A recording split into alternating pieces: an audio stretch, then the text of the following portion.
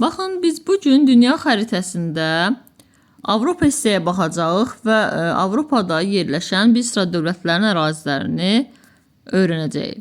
Əvvəlcə biz onu qeyd edək ki, xəritədə biz ərazilər tapmaq üçün ya hər hansı bir metoddan istifadə etməliyik və yaxud da ki, vərəq götürərək onun üzərində dəfələrlə yazaraq yəni belə öyrənə bilərik. Yəni biz əraziləri tapa bilərik. Gəlin biz əvvəlcə cəhətləri öyrənək. Yəni şimal, cənub, şərq və qərb dedikdə hansı ərazilərin nəzərdə tutulduğuna baxaq. Hər hansı bir xəritədə əgər şimal deyiriksə, biz mütləq yuxarı baxacağıq, yuxarı hissəyə. Cənub deyiriksə aşağı, qərb deyiriksə qəlbimiz olan tərəf, sol tərəf, qərb tərəfdir, onun əksi olan tərəf isə şərq tərəfdir, bəli. Daha sonra biz nədən danışaq? Deməli, dediyimiz kimi, bu xəritədə biz Avropa dövlətlərinin ərazilərini öyrənəcəyik və Avropada iki dövlətin hansı ərazidə yarandığına baxaq. Baxın, bu ərazi Yunanistandır. Yunanistanın aşağısında olan bu Krit adası ki var, hər şey Krit adasından başlamışdır. Belə deyək, Yunanistanda hər şey sıfırdan Krit adasında başlamışdır. Yəni, Avropada iki dövlət Krit adasında yaranmışdır. Daha sonra baxın, bu ərazi ki var, qadın çəkməsinə bənzəyən bu ərazi ki var. Bu ərazi qədim İtaliya bölgəsidir. Qədim İtaliya dövlətinin ərazisidir və hansı ki Roma şəhərinin yerləşdiyi ərazi. Burada, baxın, Karfagen dövləti yerləşir. Karfagen dövləti və İtaliya arasında mübarizə getmişdir, Pun müharibəsi. Bunlar arasında olan mübarizə bu iki dövlət arasında yerləşən Siciliya, Sardiniya və Korsika adaları uğrunda getmişdir mübarizə. Yəni sözsüz ki, iki dövlət döyüşürsə, onlar arasında ortaq bir ərazi var ki, o ərazilər uğrunda onlar döyüşəcəklər. Düzdürmü? Daha sonra baxın, bu ərazi Qaradənizdir. Qaradəniz. Tarixən Osmanlı dövlətinin yerləşdiyi ərazi isə, yəni indiki Türkiyə, baxın, bu ərazidə yerləşir. Qaradənizin aşağısında, yəni Kiçik Asiya yarımadası. Baxın, bura Aralıq dənizidir. Daha sonra biz burada, baxın, bura Xəzər dənizidir, Azərbaycan olan hissə. Daha sonra baxın, burada biz Avropa dövlətlərindən Portuqaliyanı göstərə bilərik. Baxın, belə bir nazik xəttə var, ayrılıb.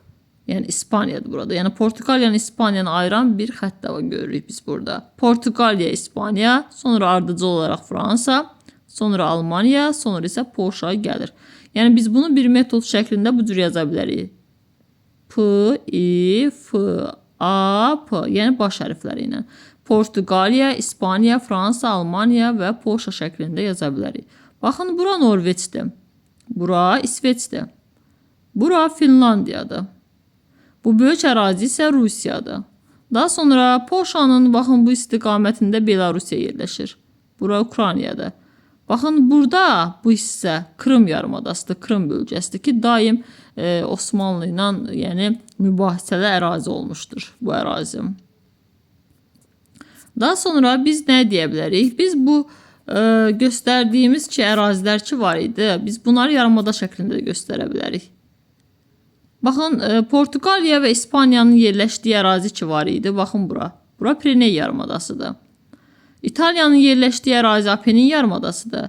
Yunanistanın yerləşdiyi ərazi isə Balkan yarımadasıdır. Türkiyənin yerləşdiyi ərazi isə, baxın, bura Kiçik Asiya yarımadasıdır. Daha sonra biz nəyə qeyd edək burada? Deməli, yenidən qeyd edək. Baxın, bu ərazi Yunanistan, bura Krit adası, iki dövlətin yarandığı ərazi Avropada. Daha sonra bura qadın çəkməsinə bənzəyən ərazi İtaliyadır. Bura Karfagen, Tunis dövləti də deyilir. Bura Karfagen dövləti yerləşir. Bunlar arasında olan ərazi Siciliya, Sardiniya, Korsika adalarıdır ki, bu iki dövlət arasında bu adalar uğrunda mübarizə getmişdir, Pun müharibələri. Baxın, biz burada Avropadan kənarda yerləşən ərazi İngiltərəni qeyd edə bilərik. İngiltərə, deməli, burada isə Fransa yerləşirdi, düzdürmü? İngiltərə və Fransa arasında dəniz vasitəsilə sərhəd olan ölkələrdir. Amma bunlar arasında quru yolla ərazi yoxdur. Yenə qeyd edək, yenidən bura Portuqaliyadır, bura İspaniyadır, bura Almaniyadır. Daha sonra bura Polşadır. Düzdürmü? Bura Belarusdur. Daha sonra bura Ukraynadır. Bunları qeyd edə bilərik. Daha sonra nəyə qeyd edək burada? Baxın, Fransanın yuxarısında bu ərazi kiçik bir yer Belçikadır. Bura yuxarısında Hollandiya var. Belçika yuxarısında Hollandiya. Almaniyanın yuxarısında olan bu ərazi isə Danimarkadır. Yəni Danimarkanın yerləşdiyi ərazidir. Yenə bura Qara dəniz, bura Aralıq dənizi, bura Türkiyə, bura Rusiya, böyük bir ərazi qeyd edə bilərik.